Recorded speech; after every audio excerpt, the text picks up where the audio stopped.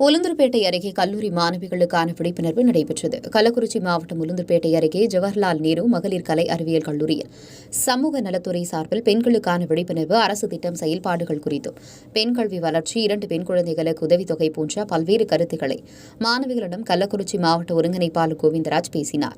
நிகழ்ச்சியில் தாளாளர் ஜெயராமன், செயலாளர் அருண், சிறப்பு இயக்குநர் கண்மணி, கல்லூரி முதல்வர் பிரபா தலைமையில் நடந்தது. இயக்குநர் மகேஸ்வரன், நிர்வாக அலுவலர் சரவணப்பிரியன், ஒருங்கிணைப்பாளர் அன்புக்கரசி வரவேற்பு உரையாற்றினார். மக்கள் தொடர்பாளர் அலுவலர் பாலச்சந்திரன், உளுந்தூர்பேட்டை அனைத்து மகளிர் காவல்துறை சார்பில் தலைமை காவலர் மேகவள்ளி, தவமணி சிறப்பு விருந்தினராக கலந்து கொண்டு மாணவிகளிடம் குற்ற செயல்பாடுகள் குறித்து விளக்கி பேசினார். கல்லூரி தமிழ்துறை தலைவர் வைதேகி நன்றி கூறினார். உங்கள் பகுதியில் உடனுக்குடன் முக்கிய செய்திகள் உங்கள் விரல் நுனியில் காண எங்கள் தவசி நியூஸ் 24 சேனலை காண தவறாதீர்கள். உங்கள் உளுந்தூர்பேட்டை செய்தியாளர் முத்துவுடன் உங்கள் தவசி ரமேஷ். ஒரு 10 பேர் வேலை செஞ்சிருக்காங்க.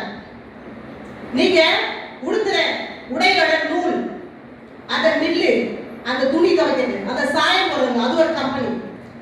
ஒரு கொலுசு போறீங்கல்ல வெட்டி, அதை எடுத்து அதை அரிசி ஆக்கி அதை பதப்படுத்தி அதை நல்ல அரிசியா வாங்கி உங்களுக்கு எல்லாமே ரெடி பண்ணி கொடுத்தா நீங்க என்ன செய்றீங்க? சாப்பிட்டு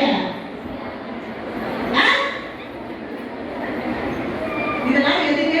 எல்சிஎஸ் அந்த மாதிரி உங்களை வேலை பார்க்குற இடத்துல உங்களுக்கு தொந்தரவு பண்றாங்க, போறாங்க வராங்க. எந்த ஒரு பிரச்சனைனாலும் எல்லாத்துக்குமே ஒரு கவர்மெண்ட் என்ன பண்ண 25 வயசுல நீங்க தெளிவா முடிவு பண்ணுங்க. படிச்சு முடிங்க, ஒரு டிகிரி வாங்குங்க, ஒரு வேலையை வாங்குங்க.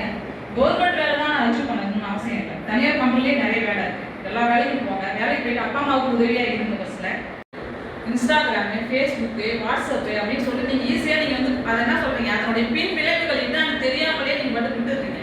விட்டுட்டு லாஸ்ட்ல காவல் நிலையத்தில் நின்னா காவல் நிலையம் என்ன பண்ண முடியும்?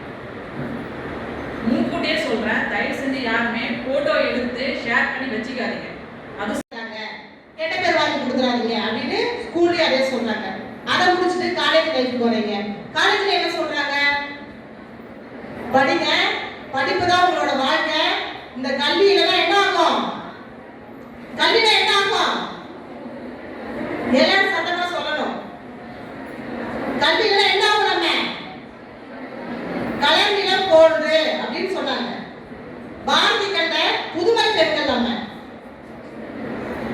பெண்களாய் பிறந்திட மா தவம் செய்திருக்குன்னு சொல்றாங்க.